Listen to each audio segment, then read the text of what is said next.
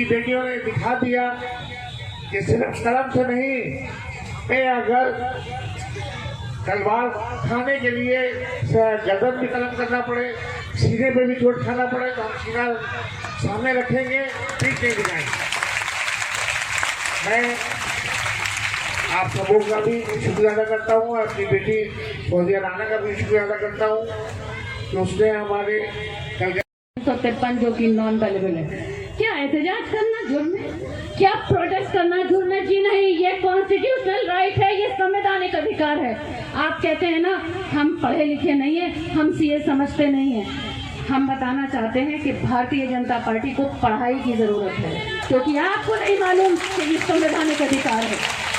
संविधान इजाजत देता है हमें, हम जैसे चाहे रह सकते हैं, जैसे चाहे खा सकते हैं, जो चाहे पहन सकते हैं, इसमें किसी का कोई दखल नहीं होता। और अगर आप दखल देते हैं, आपको मुसलमानों से दिक्कत नहीं है, आपको दलित से दिक्कत नहीं है, आपको अल्पसंख्यक से दिक्कत नहीं है, आपको दिक्कत संविधान से हो रही है, भारत के संविधान से आपको दिक्कत है। आप संविधान चढ़िएगा, हम पीछे नहीं हटेंगे। फिर इन्होंने मुकदमे किए, ठीक है, आपने 144 लगाया कि हम 144 का उल्लंघन कर रहे थे। मैं आपको बताऊं 19 को मुकदमा करते हैं। 21 तारीख को अमित शाह आकर लखनऊ में रैली करते हैं। क्या धारा 144 का उल्लंघन नहीं था?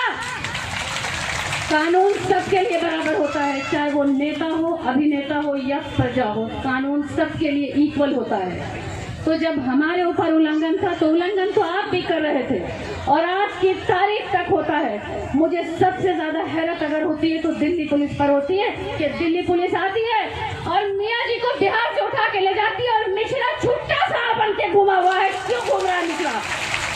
वो मिश्रा को केंद्र सरकार वाई सिक्योरिटी देती है। क्यों? वो मिश्रा वही है ना जो बिल्कुल खुलेआम बोलता है कि मेहमान आए हैं, दामन समेट ले अपना, अंधेरों से कहो दामन समेट ले अपना, मैं जुगनुओं को अलमदार करने वाला हूँ। मैं अपनी बात